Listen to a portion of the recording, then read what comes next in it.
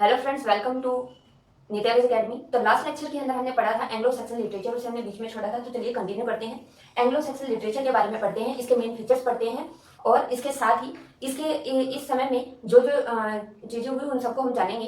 तो चलिए जानते हैं। जो लास्ट लेक्चर था उसके अंदर हमने पढ़ा था कि जो एंग्लो सैक्सन लिटरेचर और जो फ्रेंच लिटरेचर या जो जिसे हम नॉर्मल लिटरेचर भी बोलते हैं, वो उन दोनों के बीच में क्या डिफरेंसेस थे, किस तरह का वो लिटरेचर था एंग्लो सैक्सन्स का और किस तरह से का फ्रेंच लिटरेचर था, वो सब हमने डिस्कस किया था। हमारा बेस क्लियर है। अब हम पढ़ते हैं इसके बारे में। ये सॉरी एंग्लो नॉर्मल लिटरेचर, या हम इसको फिर एंग्लो फ्रेंच लिटरेचर भी इसको बोल सकते हैं।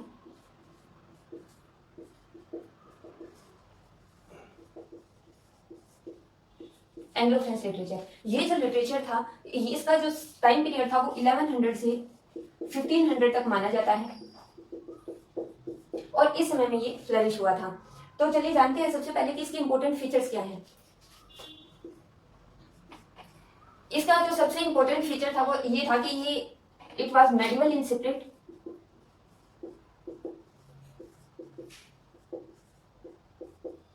And French in style.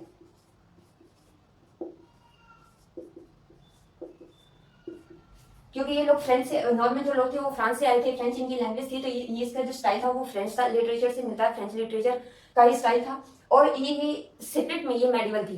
अब इसके बाद में हम बात करते हैं इसके नेक्स्ट फीचर की। जो इसका जो नेक्स्ट फीचर था उसमें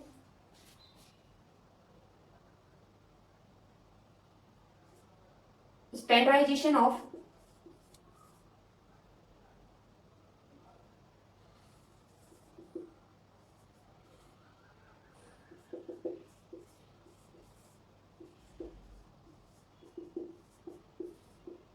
इसमें में स्टैंडर्डाइजेशन होना शुरू हो गया था। इंग्लिश का स्टैंडर्डाइजेशन हुआ था, मतलब कि यहाँ पे एक वर्ड ऑर्डर क्रिएट हो गया था, वर्ड ऑर्डर बन गया था।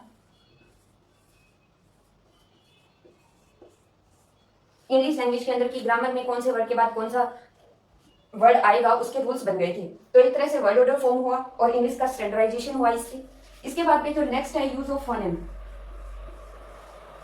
जो फोनेम की जो साउंड्स होती है, जैसे च, छ, जय, इस तरह के वर्ड्स यहाँ पर इसमें आने लगे थे इंग्लिश लैंग्वेज के अंदर। और फिर अब इसके बाद में जो फीचर था नेक्स्ट, वो था लंदन डायलेक्ट।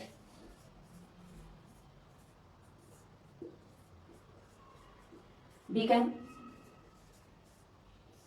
Standard dialect.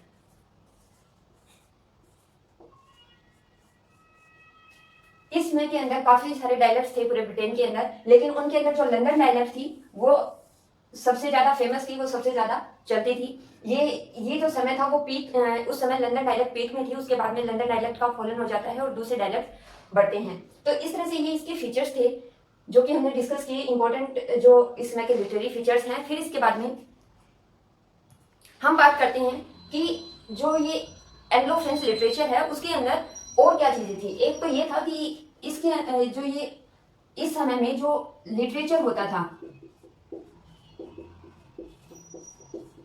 या जो कि एजुकेशन एक तरह से हम कह सकते हैं, जो लिटरेचर था, एजुकेशन था, जो ये सारा कलरगी के अंडर था, डोमिनेंस ऑफ कलरगी।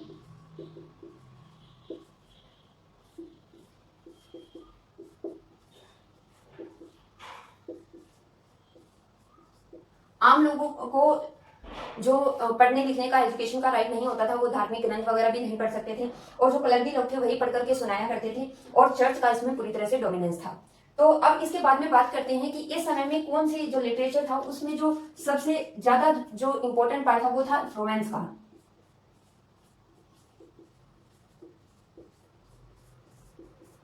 इसमें लिटरेचर में रोमांसेस का जो पार्ट था उसका ज्यादा बढ़ावा मिला, क्योंकि ये अट्रैक्टिव होते थे और ये जो पीछे ओल्ड सेक्शन जो लिटरेचर था उससे अलग इनका कंसेप्ट था। ये लोग स्टोरी पे ज्यादा फोकस करते थे, ना कि पोएटिक फीचर्स पर। तो इस तरह से इसका और इसके साथ ही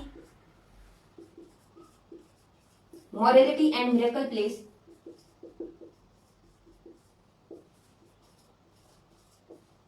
भी इस टाइम में काफी डेवलप हुए थे। तो चलिए हम पहले जानते हैं कि इस रोमांसेस के बारे में पढ़ते हैं।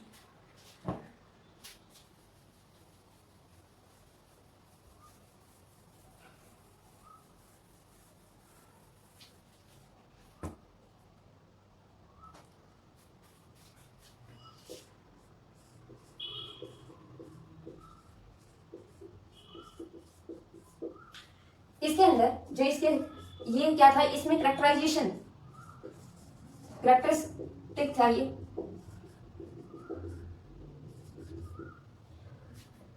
और इसके साथ ही जो सेकंड जो इसका फीचर था वो था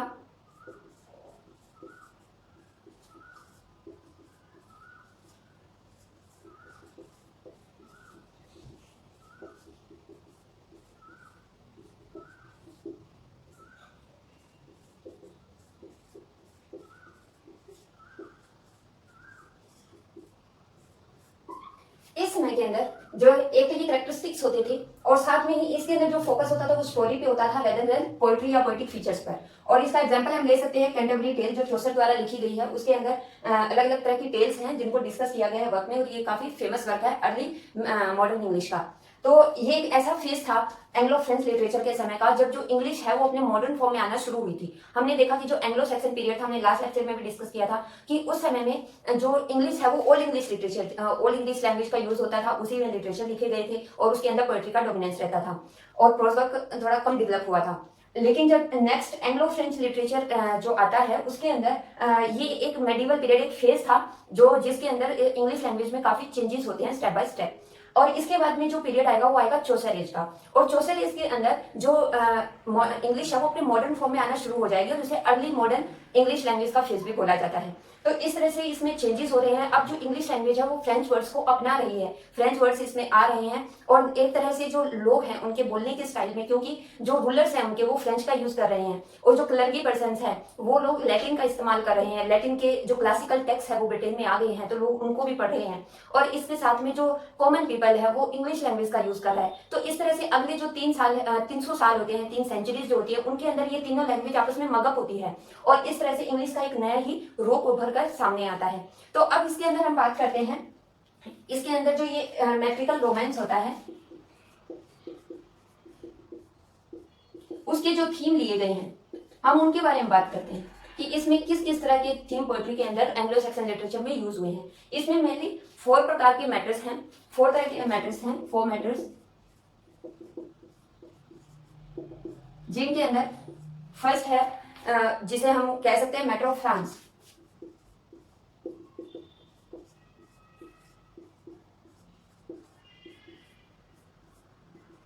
जो ये मैटर ऑफ फ्रांस है इसके अंदर जो वर्क्स लिखे गए हैं उनमें मेनली जो फ्रेंच का ही इसमें ज्यादा इम्पैक्ट है, और इसके साथ ही जो शार्ले मैगले और उसके पियर्स थे उनके बारे में, और इसके साथ ही शंशे डी रोलैंड, ये जो उनका नेशनल इपिक है वो सब इनसे यहाँ से इनके थीम उठाए गए हैं। तो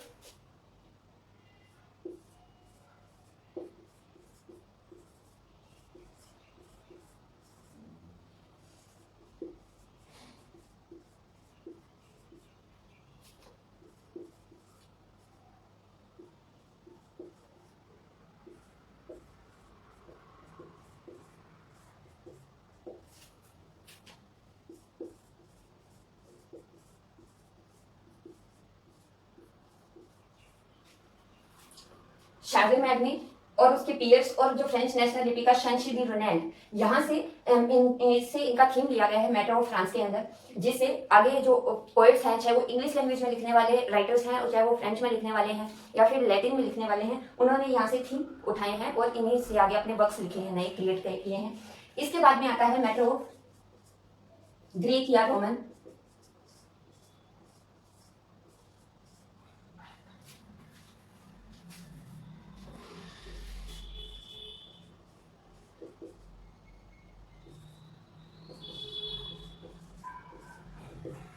अब इसमें जो थीम है वो जो थीम्स हैं वो बिलोंग करते हैं अलेक्जेंडर से,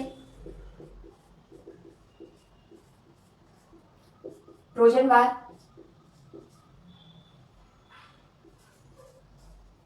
फॉल ऑफ ट्रॉय, यहां से इसमें थीम्स लिए गए हैं। अब इसके बाद में नेक्स्ट जो आता है वो आता है मैटर ऑफ ब्रिटेन, और इसके बाद में जो नेक्स्ट है वो है मैटर ऑफ इंग्लैंड। तो ये जो आगे मैटर ऑफ इंग्लैंड है उसके अंदर अर्ल ऑफ हैम्पटन, बेरिस ऑफ हैम्पटन, रॉबिन हुड, इन सब से यहाँ पर थीम्स लिए गए हैं।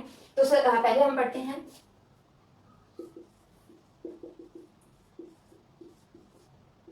मैटर ऑफ ब्रिटेन के बारे में।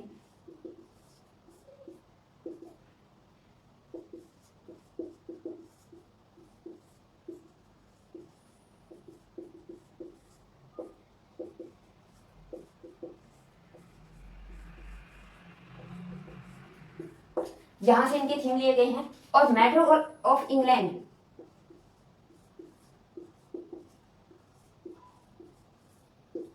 अब जो मैटर ऑफ इंग्लैंड है इसके अंदर किंग आर्थर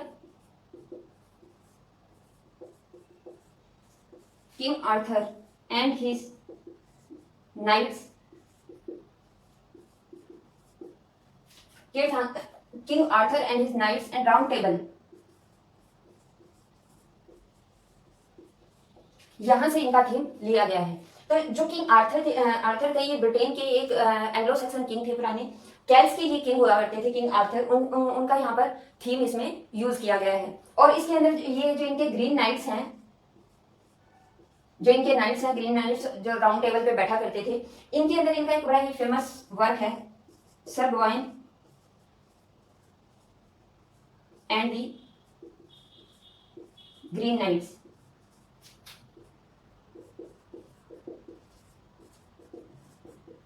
ये जो वर्क है ये एंग्लो फ्रेंच लिटरेचर या एंग्लो नॉर्मन लिटरेचर का इंपॉर्टेंट वर्क है। तो जो नेक्स्ट जो हमारा लेक्चर रहेगा उसके अंदर हम डिस्कस करेंगे जो कि एंग्लो फ्रेंच लिटरेचर के इंपॉर्टेंट वर्क्स हैं, इंपॉर्टेंट जो पोएट्स हैं वो सब हम डिस्कस करेंगे। काफी इंटरेस्टिंग चैप्टर होने वाला है।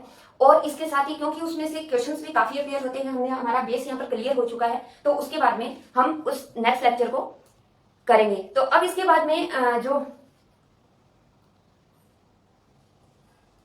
इवेंट आता है उसके बारे में डिस्कस करते हैं।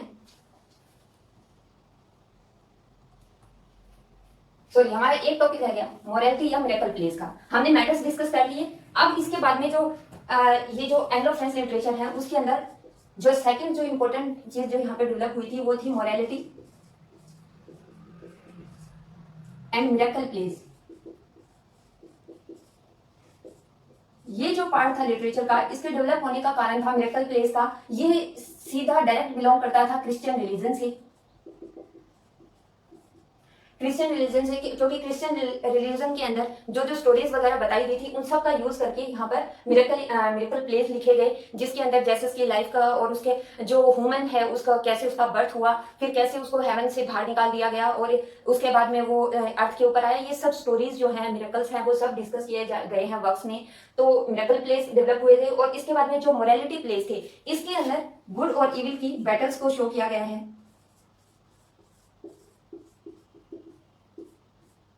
वॉर बिटवीन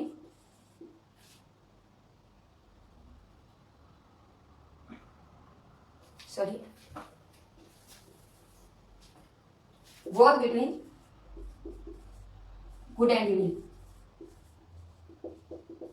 जिसके अंदर ये लोग जो ह्यूमन की जो स्पिरिट है उसकी सोल है उसके ऊपर अपना डोमिनेंस करने के लिए वॉर करते हैं। इस तरह के इसका थीम है मोरालिटी प्लेस का। और मिरेकल प्लेस का जो थीम है वो क्रिश्चियन रिलीजन से रिलेटेड है और उसके अंदर रिलीजियस जो इवेंट्स हुए हैं, घटनाएं हुई हैं, चमत्कार हुए हैं, उन सबको यहाँ पर इन वर्क्स में बताया गया है।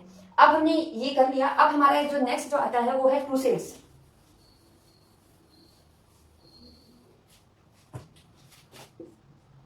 द क्रूसेड्स,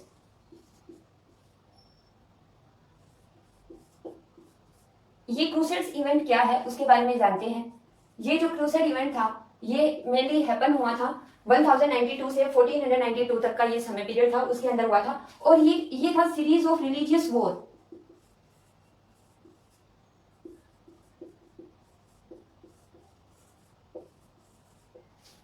ये एक रिलीजियस वॉर की सीरीज थी जो कि लगातार चलता रहा था और इसी को क्रूसेड्स बोला गया था। और जो इस युद्ध के अंदर जो लोग लड़ने गए थे, जो इस धर्म युद्ध को लड़ने गए थे, वो लोग क्रूसेडर्स कहलाते थे। एक्चुअली जो 11th सेंचुरी है उस तक आते आते ब्रिटेन के अंदर पूरी तरह से क्रिश्चियन रिलीजन स्प्रेड हो जाता है और पैगन जो रिलीजन है उसको रिप्लेस कर दिया जाता है टोटली। अब क्योंकि पूरी तरह से क्रिश्चियन रिलीजन इस्टेब्लिश हो गया है, तो अब जो वहां की सोसाइटी है उस पर डोमिनेंस होता है, डोमिनेंस ऑफ पोप या ये जो पोप होता है ये इतना पावरफुल होता है कि ये जो ब्रिटिश एम्पायर का एक तरह से हेड भी यही होता है, यही सब चीजें मैनेज करता है। और इसी के कहने से, इसी से ही सब कुछ होता है। जो आम लोग होते हैं उनके अधिकारों को बिल्कुल सप्रेस कर दिया जाता है।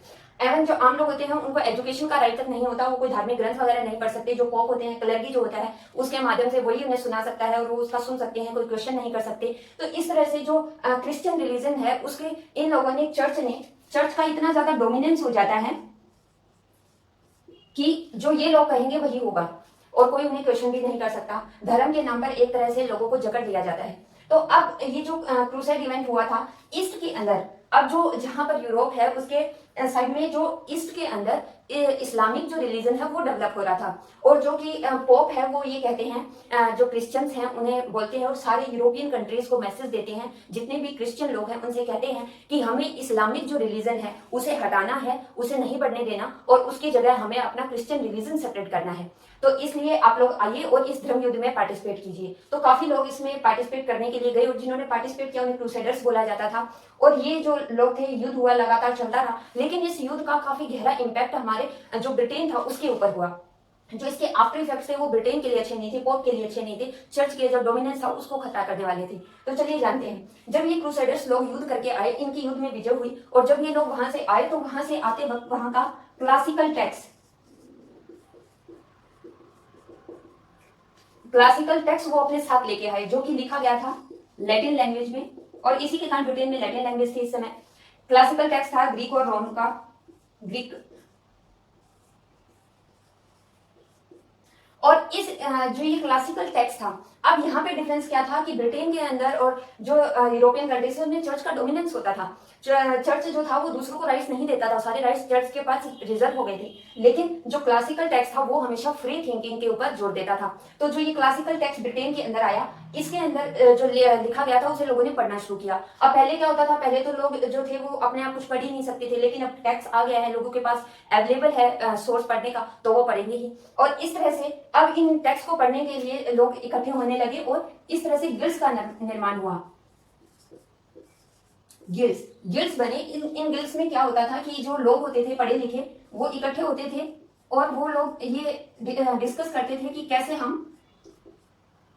हम पढ़ेंगे, कैसे हम पढ़ाएंगे दूसरों को। और इस तरह से वो जगह निश्चित करते थे, वहां पर एक व्यक्ति पढ़ाता था और दूसरे लोग पढ़ते थे। तो इस तरह से गिल्ड्स का निर्माण हुआ और इस तरह से एजुकेशन स्प्रेड होने लगी ब्रिटेन के अंदर। अब जब ये एजुकेशन स्प्रेड हो रही है तो लोगों में जिस तरह का टेक्स्ट वो पढ़ रहे हैं, फ्री थिंकिंग का, वो रीजनिंग की जो पावर है लोगों में आने लगी। अब लोगों ने जो चर्च है उसको क्वेश्चन करना शुरू किया। उन्होंने जो क्रिश्चियन रिलीजन के अंदर जो उनको मतलब एक तरह से जो बातें पढ़ाई जाती थी कि नहीं ऐसा नहीं, ऐसा है, आपको ऐसा ही करना है, तो उन चीजों को लोगों ने रीजन करना शुरू कर दिया। तो जो रीजनिंग की पावर डेवलप हुई और यही जो गिल्ड्स थे, इन्हीं से आगे ये गिल्ड्स ही आगे जाकर ये यूनिवर्सिटीज का निर्माण होता है और यहीं से यूनिवर्सिटीज डेवलप होती है, यूनिवर्सिटीज बनती है और इन यूनिवर्सिटीज के अंदर लोग एजुकेशन के लिए जाने लगते हैं। क्योंकि ये जो गिल्ड्स लोग थे ये बैठते थे और ये सारा डिसाइड करते थे आपस में कि कैसे पढ़ाना है, कैसे एग्जाम देने हैं, किस तरह से लोगों को एजुकेशन देनी है। तो इस तरह से आगे यूनिवर्सिटीज का ब्रिटेन के अंदर डेवलपमेंट होता है। तो यहाँ पर हमने पढ़ा क्रूसेड्स का। अब जो ये इम्पैक्ट जो पढ़ा, ये जो क्लासिकल टेक्स्ट लेके आए उससे फ्री थिंकिंग हुई और इससे धीरे धीरे इन लोगों ने चर्च को अपोज करना शुरू कर दिया। तो इस तरह से ये क्रूसेड एक इवेंट था जिसके अंदर ये सीरीज थी रिलीजियस वॉर की। और इसी से ये लैटिन जो वर्क्स थे वो आए थे और लैटिन को भी इस समय में ब्रिटेन के अंदर एंग्लो फ्रेंच लिटरेचर के अंदर जो 3 मेन लैंग्वेज है उसके अंदर लैटिन भी आती है। इसके अंदर लास्ट ईयर्स में क्वेश्चंस पूछे गए हैं वो मेनली लैंग्वेज से पूछे गए हैं। तो आपको ये बहुत अच्छे से याद रखना है कि इस समय में 3 लैंग्वेज थी। एंग्लो फ्रेंच लिटरेचर के समय या एंग्लो फ्रेंच जो पीरियड था उसके अंदर 3 लैंग्वेज थी। फर्स्ट जो लैंग्वेज थी वो थी फ्रेंच या नॉर्मन जो लैंग्वेज थी वो एक डायलेक्ट था फ्रेंच लैंग्वेज का। फिर इसके बाद जो रूरल लोग थे वो इसका यूज करते थे, नोबल्स की लैंग्वेज थी। फिर इसके बाद में सेकंड जो लैंग्वेज थी वो थी लैटिन, जिसे क्लर्गी लोग जब यहाँ पर रोमन एम्पायर जब पहले थी उसके बाद एंग्लो सैक्सन पीरियड आया था उस समय, क्योंकि रोमन जो एम्पायर थी उसकी लैंग्वेज भी लैटिन थी और ये जो लैंग्वेज थी वो रूलर्स की लैंग्वेज थी। तो उस समय में ये डेवलप हुई थी तो उसका इस्तेमाल लगातार होता आ रहा था, बंद नहीं हुआ था एंग्लो सैक्सन पीरियड के 600 ईरा में। अब इसके बाद में लैटिन का जो यूज था वो क्लर्गीज करते थे उस समय, इन्होंने इसका यूज करते रहे थे। और इसके साथ ही जब ये क्लासिकल टेक्स्ट आया इसे लोगों ने पढ़ा, ये भी लैटिन में लिखा होता था, तो इसके कारण भी लैटिन लैंग्वेज डेवलप हुई। और इसके साथ जो कॉमन पीपल थे उनकी लैंग्वेज थी इंग्लिश। तो इस तरह से ये 3 लैंग्वेजेस थी जो कि ब्रिटेन के अंदर डेवलप हुई थी, फ्रेंच, लैटिन और इंग्लिश। और ये किन किन किन थी? ये एरिस्टोक्रेट्स की थी। और इसके जो ये क्वेश्चन है प्रीवियस ईयर्स में वो पूछे, उनमें ये बात पूछी गई है। और आपको प्रीवियस ईयर क्वेश्चंस का पीडीएफ भी आपको जो नीचे टेलीग्राम हैंडल डिस्क्रिप्शन बॉक्स में जिसका लिंक दिया गया है उसके अंदर आपको ये अवेलेबल करवाई गई है चैनल पर, तो आप वहां से जाकर पीडीएफ भी ले सकते हैं। तो अब हम ये लेक्चर यहीं खत्म होता है। अब जो नेक्स्ट जो लेक्चर होगा उसमें हम डिस्कस करेंगे एंग्लो फ्रेंच जो लिटरेचर है उसके अंदर कौन से इंपॉर्टेंट वर्क्स हैं, कौन से मेन पोइट्स या राइटर्स हैं उनके बारे में जानेंगे और इंपॉर्टेंट वर्क्स के बारे में जानेंगे। ये काफी इंटरेस्टिंग चैप्टर रहने वाला है और साथ में ही ये जो चैप्टर होगा इससे काफी क्वेश्चन पूछे जाते हैं। तो अभी तक ये बेस क्लियर हो गया है। इसी के साथ मिलते हैं नेक्स्ट लेक्चर में। Till then keep practising. Thank you.